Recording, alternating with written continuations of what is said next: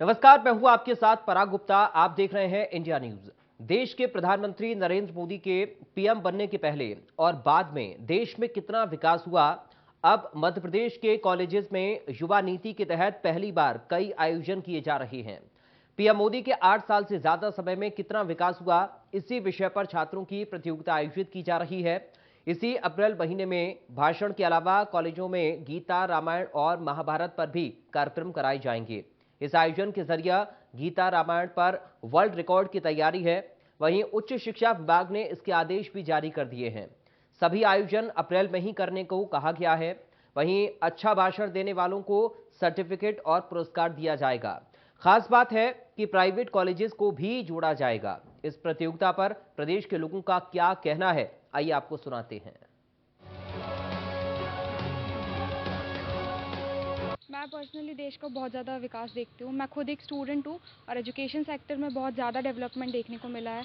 अभी कोविड के टाइम पे भी ऑनलाइन क्लासेस जैसे बहुत बड़ी थी, तो ऑनलाइन प्लेटफॉर्म बहुत ज़्यादा बढ़ चुका है। आईटी सेक्टर में बहुत ज़्यादा डेवलपमेंट हुआ है। जैसे अभी वो निबंध लेखन प्रतियोगिता भी करवा रहे हैं, तो हर स्टूडेंट की खुद की विशेज़, व्यूज़ सब देखने को मिल रही है उसमें। नरेंद्र मोदी जी खुद परीक्षा के दौरान परीक्षा पे चर्चा पर बात करते हैं। वो खुद बताते हैं कि कैसे परीक्षा देनी चाहिए। वो खुद स्टूडेंट से पर्सनली इंटरैक्ट करते हैं। तो मेरे हिसाब से एजुकेशन सेक्टर में स्टूडेंट्स के लिए बहुत ज़्यादा डेवलपमेंट देखने के लिए मिला है। और देश का मतलब आप बहुत खुश हैं? हाँ, मैं तो बहुत खुश हूँ। जी, नरेंद्र मोदी के आने के बाद से ना आयुष डिपार्टमेंट में बहुत सी चीज़ें हुई हैं, बहुत से डिफरेंसेस आए हैं, बहुत से ग्लोबलाइजेशन, जो आयुर्वेद का एक ग्लोबलाइजेशन किया है वो इंडिया में या अदर कंट्रीज में, दोनों जगह पे। इंडिया में मिनिस्ट्री ऑफ डिफेंस और मिनिस्ट्री ऑफ आयुष का एक जो कॉम्बैक्ट और जो एक कनेक्शन हुआ है, भले ही वो अभी कॉन्ट्रैक्ट बेस्ड है, लेकिन आगे जाके वो परमानेंट हो सकता है। 37 कंटेनमेंट हॉस्पिटल्स और आर्म फोर्स हॉस्पिटल्स में जो उन्होंने आयुष विंग का अभी स्टार्टअप किया है, जो स्टार्टिंग की उन्होंने, वो एक आयुर्वेद के लिए और आयुर्वेद स्टूडेंट्स के लिए एक बहुत बड़ी अपॉर्चुनिटी है। जो भी स्टूडेंट्स आर्मी में जाना चाहते हैं पर वो आर्मी में नहीं जा पाते, अदर देन बीएमएस, अभी उनके लिए ये बहुत अच्छा ऑप्शन है। भले ही अभी ये कॉन्ट्रैक्ट बेस्ड है, आगे जाके परमानेंट हो सकता है। गवर्नमेंट हॉस्पिटल्स जो है उनमें आयुष विंग का ओपनिंग की गई है, उनमें आयुष पंचकर्मा, इन सारी चीज़ों को है ना बहुत आगे बढ़ाया गया है। बहुत मतलब बहुत अच्छे डेवलपमेंट कर रहे हैं। और सबसे बड़ी बात है, जो ग्लोबलाइजेशन हो रहा है ना अदर कंट्रीज में आयुर्वेद को लेके, आयुर्वेद के प्रति लोगों का जो अट्रैक्शन है, वो नरेंद्र मोदी के बाद और कोविड एरा के बाद एक ट्रेडिशनल मेडिसिन एरा का एक न्यू स्टार्टिंग है। Thank you. मेरा नाम सौदांगी तोमर है, मैं बीएमए सेकेंड ईयर स्टूडेंट। मेरा नाम दीप्ति सिंह है और मैं ग्वारी घाट क्षेत्र के आयुर्वेदिक महाविद्यालय की छात्रा हूँ। और मैं चिकित्सा फील्ड में हूँ, तो मुझे पता है कि हर व्यक्ति के जीवन में स्वच्छता का क्या महत्व होता है। तो नरेंद्र मोदी जी ने ये जो स्वच्छ भारत मुहिम छेड़ी है, जिसके तहत हर घर के सामने कचरे की गाड़ी हर रोज़ आती है और डस्टबिन रखे गए हैं, और सभी जितने भी पब्लिक प्लेसेस होती है वहाँ हमें भी एनसीसी कैडेट होने के नाते भी हम कई बार स्वच्छता के लिए जाते हैं।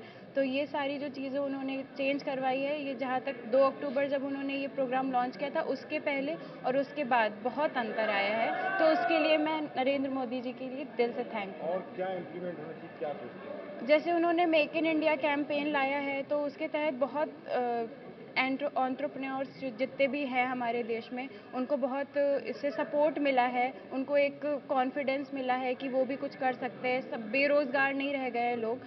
तो लेकिन और इसके लिए उन्हें थोड़ा फंडिंग वगैरह अगर वो प्रोवाइड करवाएंगे और जॉब्स, मतलब अभी हम जैसे हमारा पास आउट ईयर होगा, तो उसके बाद हमें भी चाहिए रहेगा कि हम किसी अच्छे हॉस्पिटल में हमारी प्लेसमेंट हो जाए। तो उसके लिए हम चाहेंगे कि वो वैकेंसीज थोड़ी ज़्यादा हो, हमारे रोज़गार पे उन्हें थोड़ा ध्यान देना चाहिए। स्टूडेंट, मेरा मानना ये है कि माननीय प्रधानमंत्री जी ने मतलब अपनी महिलाओं के लिए बहुत कुछ किया है। उन्हें वृद्धा पेंशन वगैरह भी सब कुछ किया, और ये मतलब कि उनको गैस सिलेंडर की भी सुविधा प्राप्त कराई जो पहले मतलब नहीं थी।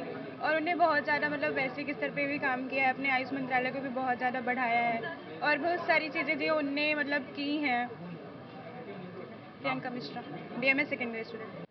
मेरा नाम अंशिका दुबे है और मैं गवर्नमेंट आयुर्वेदिक मेडिकल कॉलेज की छात्रा हूँ। तो मैं ये कहना चाहती हूँ कि जैसे कि हमारे देश में जो पाश्चात्य संस्कृति थी उसका वो बहुत हावी हो चुकी थी। तो मोदी सरकार जब से आई तो उन्होंने हमारी संस्कृति को और दृढ़ किया है, जैसे कि राम मंदिर बनाना और हमारे धर्म का प्रचार प्रसार करना और हमारा जो इंडिया का वो है योगा, उसको पूरे विश्व तक पहुँचाना। तो ये इंटरनेशनल उसमें मोदी सरकार का बहुत अच्छा काम था। आगे इसमें और क्या इम्प्लीमेंट करना चाहिए, क्या सोचते हैं आप गवर्नमेंट? ये ऐसा हो कि मतलब ये आयुर्वेद की मिनिस्ट्री और इसको अलग किया जाए, तो एक तरीके से आयुर्वेद भी हमारी संस्कृति ही है। तो इससे हमारी जो संस्कृति वो पूरे देश में फैलेगी। ये जो हमारी पैथी है उसको भी और अलग देशों में अपनाया जाएगा, तो इससे भी हमारे इंडिया का विकास ही होगा। नरेंद्र मोदी की पीएम बनने के पहले तो देश की हालत बहुत ही ख़राब थी, कुछ भी विकास नहीं हुआ। और जो नरेंद्र मोदी हमारे यहाँ देश में पीएम बने हैं, प्रधानमंत्री बने हैं, हमारे देश का, हमारे शहर का, हमारे गांव-गांव का हर विकास होता गया। और हम लोग यही चाहते हैं कि आगे भी वही पीएम बने। आज देश का बच्चा बच्चा जानता है कि हमारे भारतवर्ष का प्रधानमंत्री कौन है, तो छोटा सा बच्चा भी बता देगा नरेंद्र मोदी जी हैं। किसी व्यक्ति विशेष का जब तक वो कुछ कार्य नहीं करता तब तक कोई उसके फॉलोअर्स बनते नहीं हैं। जब आप अपना कुछ अच्छा करके दिखाते तभी लोग उन्हें चाहते हैं। रोड बन गई, मेट्रोस चल गई, सफाई अभियान इतना अच्छा है कि आज आदमी बच्चा, छोटा बच्चा भी एक अपनी टॉफ़ी खा के छिलका फेंकने में डरता है, उसको लगता है ये गलत है। तो इतनी अवेयरनेस जो आई है इससे पहले तो कभी देखी नहीं हमने, और आगे भी इसी तरह अवेयरनेस जो है और उनके जो कार्यों की गणना तो हम कर ही नहीं सकते। कौन सा क्षेत्र है जहां उनकी उपलब्धि नहीं दिखाई देती। बहुत प्रसन्न है और हम चाहते हैं कि हमारे देश में प्रभु की कृपा बनी रहे और वो आगे भी ऐसे कंटिन्यू करें कि हमारा भारतवर्ष विश्व में प्रसिद्ध हो सके। हमारे देश के यशस्वी प्रधानमंत्री श्री नरेंद्र मोदी जी के कार्यों की तो इतना अल्प समय में उनके जो किए गए कार्य उसके बारे में बता नहीं सकते, लेकिन फिर भी कुछ कुछ मुद्दे हैं, जैसे कि हमारी टेक्नोलॉजी की बात हो चाहे ट्रेडिशन की बात हो, हर चीज़ में देश को आगे लेकर जाने का काम हमारे प्रधानमंत्री नरेंद्र मोदी जी ने किया है। जैसे कि G20 की प्रेसिडेंसी आज हम सभी संभाल रहे हैं, जो कि अपने आप में एक स्वाभिमान और गर्व की बात है कि भारत G20 का अध्यक्ष चेयरमैन बनकर सामने आया है। इसके पहले हम देखें 2014 के पहले देश के नागरिकों को हर जगह डर कर जाना पड़ता था कि कब कहाँ जाएंगे, कहाँ ब्लास्ट हो जाएगा, कहाँ कुछ हो जाएगा, लेकिन आज स्वाभिमान से हर व्यक्ति किसी भी क्षेत्र में, किसी भी शहर में, किसी भी प्रदेश में आराम से घूम सकता है। दंगाइयों की बात की जाए तो दंगे भी कंट्रोल में हो रहे हैं। तो ये सब हमारे लिए स्वाभिमान की बात है। देश का मुकुट कहलाया जाने वाला कश्मीर, जो कि 370 हम सिर्फ सपनों में सोचते थे और लोग उसको जुमला कहते थे कि 370 सपनों में ही जाएगी, लेकिन आज देखिए 370 से मुक्त कराकर कश्मीर कितने अच्छे से वहाँ पर सभी चल रहा है सरलता से। और सभी ऐसे कई सारे विषय हैं जिनको लेकर हम करेंगे और उनका धन्यवाद भी करते हैं नरेंद्र मोदी जी का, और इसी प्रकार से आगे भी चाहेंगे कि वो विकास के रथ पर सवार हो। जो 2014 के पहले की प्रधानमंत्री की बात करें और अब में तो काफ़ी विकास हुआ है। अगर हम देखें कि मोदी जी की जो नई योजना आई है वो आत्मनिर्भर योजना, जो आज के युवा पीढ़ी हैं जो रोज़गार के लिए इधर उधर भटकते थे, वो अब खुद का स्वयं रोज़गार यहाँ पे चालू किया है। उनने खुद का एक उद्योग अपना यहाँ पे डेवलप किया हुआ है। तो क्या आप खुश हैं? बिल्कुल, उनकी जो योजनाएं निकलती है हम उनका बिल्कुल यूज़ करते हैं, और एक अपना खुद का एक रोज़गार का भी हम उसमें प्लान किए हैं, और एक छोटा रोज़गार मैं भी उसमें शामिल हो रहा हूँ। जब से नरेंद्र मोदी जी हमारे देश के प्रधानमंत्री बने हैं तब से हमारे देश का अत्यधिक विकास हुआ है। देश सुरक्षित हाथों में है। देश में कोई भी ऐसा व्यक्ति नहीं है जो अनफील कर रहा हो। सारे लोग देश के प्रधानमंत्री नरेंद्र मोदी जी से खुश हैं, और नरेंद्र मोदी जी के पहले जो भी प्रधानमंत्री थे उतना वो विकास और उतना देश सुरक्षित नहीं था जितना आज के समय हमारा देश सुरक्षित है। हर बच्चा, चाहे महिला हो, बच्चा हो, पुरुष हो, कोई भी हो, सभी लोग एकदम बढ़िया उनसे खुश हैं। और उनके जो विकास कार्य हैं जगह जगह पे, जो गरीब असहाय लोगों के लिए जो उन्होंने प्रधानमंत्री आवास योजना से लेके जो भी देश के विकास के लिए जो भी काम किए हैं वो काफ़ी सराहनीय हैं। और मेन जो है, जो हमारा देश सुरक्षित है वो उन्हीं के कारण है, और हम चाहते हैं कि वो आगे भी प्रधानमंत्री रहें। ऐसा है कि मोदी जी के आने के बाद मोदी जी ने रूट लेवल पे बहुत काम किया है। जैसे उन्होंने किसानों के लिए और गांव के लिए, गांव को बाहर से जोड़ने के लिए उन्होंने सबसे पहले जनधन खाते खुलवाए जिससे सभी का नियमीकरण ठीक से हो सके। उन्होंने आवास योजना की जिससे गरीबों को, किसानों को, सभी को घर मिल सके। प्रॉपर सैनिटाइजेशन की सुविधा कराई। स्वच्छ भारत अभियान जो चलाया उसके तहत सारी नदियों में स्वच्छता हुई, आसपास हर जगह स्वच्छता हुई। धीरे धीरे हमारे मध्य प्रदेश का इंदौर तो स्वच्छता में नंबर 1 बन गया है। इसी तरह से उन्होंने रूट लेवल पे बहुत सारे काम किए हैं जो हमारे देश के लिए बहुत अच्छा काम कर रहे हैं। विकास तो बहुत हुआ है, जैसे कि हमारे आयुष विभाग को देख लीजिए, तो इसका नया मंत्रालय बन गया है, पहले ऐसा नहीं था। इसको कैबिनेट मंत्री का दर्जा मिल गया है, पहले ऐसा नहीं था। और जैसे कि यहाँ लोन की स्कीम भी चल रही है, तो क्या है कि आयुर्वेद वाले उसमें लोन ले सकते हैं और अपना खुद का सेटअप सेट कर सकते हैं। और इसमें सुधार की आवश्यकता है कि हमारी परीक्षाएं समय पर नहीं होती है। मैं तृतीय वर्ष का छात्र हूँ और मैं दमोह से हूँ। माननीय श्री नरेंद्र मोदी जी ने विकास तो बहुत किए हैं, अनगिनत हैं, पर कुछ चीज़ें हैं जो हमें बहुत प्रभावित करती हैं, जैसे कि G20 सम्मेलन है, अभी तक विदेशों में हुआ है और इस साल उन्होंने G20 सम्मेलन भारत देश में कराया। ये कितनी गर्व की बात है कि विदेश के जो नेता हैं वो हमारे देश आए, उन्होंने हमारे कल्चर को देखा। और यूँ ही कहें कि मोदी जी के आने के बाद जो हमारे बाहर विदेशों से जो व्यवहार और विदेश नीति जो मजबूती हुई है वो काबिल तारीफ है। नरेंद्र मोदी जी के PM बनने के बाद देश में बहुत ही ज़्यादा विकास हुआ। लोगों में एक स्थायित्व की भावना हुई है कि नरेंद्र मोदी जी के संरक्षण में देशवासी निश्चिंत हैं, सुरक्षित रहेंगे।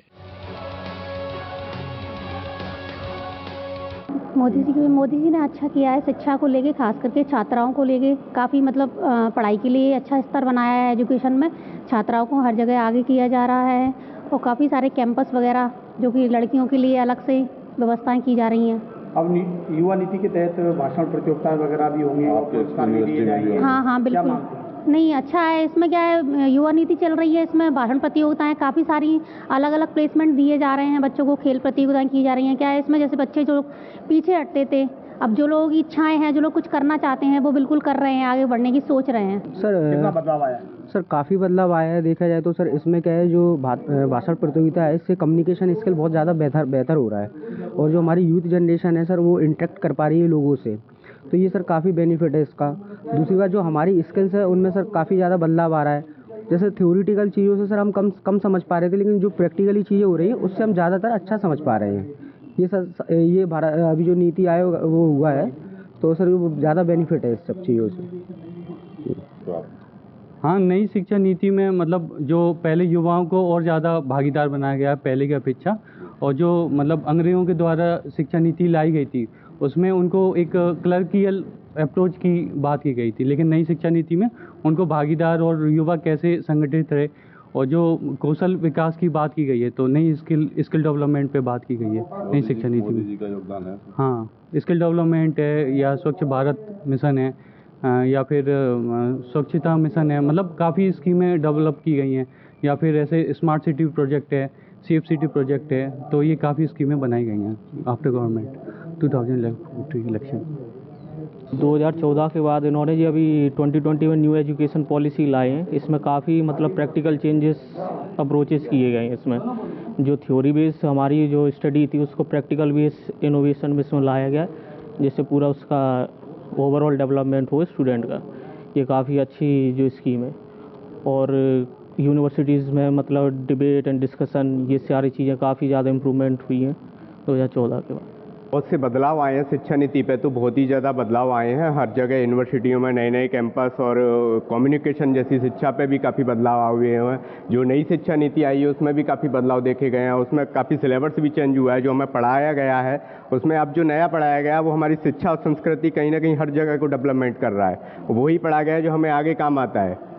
तो काफ़ी चेंजेस आए हुए हैं और काफ़ी अच्छा शिक्षा नीति आई हुई है, जो कि बहुत पहले आना चाहिए था, लेकिन हमें लगता है कि समय से कहीं ना कहीं काफ़ी देर आई है, देर सही, लेकिन ये शिक्षा नीति हमारे देश में बहुत पहले आनी चाहिए थी, जो आज आई हुई है। पर डिस्कशन होंगे, अब शुरू हो रहे हैं, प्रतियोगिताएं हो रही हैं। जी बिल्कुल, यूनिवर्सिटी में इस पर डिस्कशन प्रतियोगिताएं चालू होंगी और सभी लोग इसको लेके उत्सुक भी हैं। जी, न्यू एजुकेशन जो पॉलिसीज़ आई हैं इनमें मतलब एक एंटरप्रेन्योरशिप और जो इंटरेक्शन, कम्युनिकेशन, थ्योरेटिकल चीज़ों को थोड़ा दूर रख के प्रैक्टिकल चीज़ों पर फोकस किया गया है।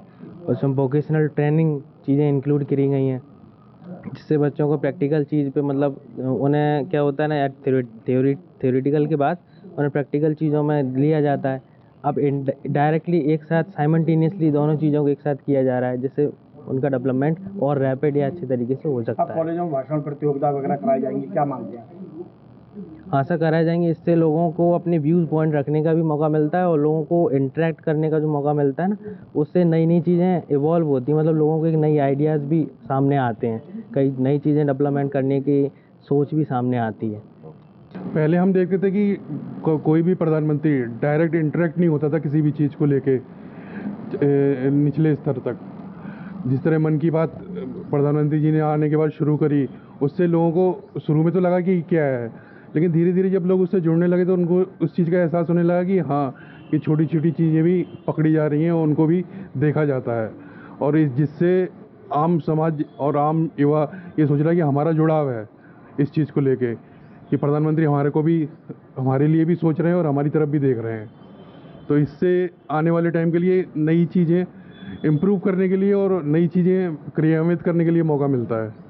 वो चीज़ बढ़ी है 14 के बाद से, ये पहले नहीं थी। या हो सकता है सोशल मीडिया बढ़ गया हो तो इसलिए ये चीज़ अब ज़्यादा दिखने लगी है और व्यापक रूप लेती जा रही है। और ये, लेकिन ये एक लोकतंत्र देश के लिए बहुत अच्छी बात है और ये बहुत ज़रूरी है कि प्रधानमंत्री ऊपर के लेवल से नीचे के लेवल तक देख रहे हैं और नीचे वाला भी समझ रहा है कि हाँ, हमारी बात वहाँ तक पहुँच रही है। नहीं था, लेकिन अभी थोड़ा थोड़ा हुआ है और होना बाकी है बहुत। आप यूथ है, आपको क्या लगता है कि क्या रोजगार वगैरह सब मिल रहा है और कहाँ और ज़्यादा डेवलपमेंट होने की जरूरत है? सब दूर होने की ज़रूरत है डेवलपमेंट तो। जरूरत है। महिलाओं का लेकिन क्या लगता है, फीमेल को लेकर बहुत होना चाहिए। हाँ ना, बहुत ज़्यादा होना चाहिए। हर प्लेस पे हम लोग वैसे ही देख रहे हैं, ये नहीं पहनना, वो नहीं पहनना, ऐसे करके वही। हाँ, डेवलपमेंट तो हो रहा है पर स्लो हो रहा है। और मेरा मेन ये है कि यूथ पे थोड़ा फोकस करना चाहिए, जैसे कि मेडिकल के लिए है ना, उसमें सीट के लिए आजकल कितना फाइट हो रहा है और उसमें हम जैसे यूथ कितने डिप्रेशन में जा रहे हैं, बस ये है। और जो प्राइवेट कॉलेज के जो फीस है वो कम कर दीजिए। भले अगर आप सीट बढ़ा नहीं सकते तो आप कम से कम प्राइवेट कॉलेज के सीट तो फीस कम कर दीजिए। आपको लगता है कि और भी ऐसे सेक्टर बाकी है? हाँ, चाहे आईटी का हो या फिर और भी ऐसे सेक्टर है जहाँ पर और काम होना बाकी है? और आपको क्या लगता है क्या होना चाहिए एज ए यूथ से? यूथ और सबसे पहले तो रिजर्वेशन हटना चाहिए। हाँ, रिजर्वेशन हटना चाहिए है ना। सबसे पहले हम तो अभी मेन का तो ये जो कॉलेज पे हमको उसका ही पता। युवा हैं आप और क्या कहना चाहेंगे प्रधानमंत्री नरेंद्र मोदी जी के बारे में?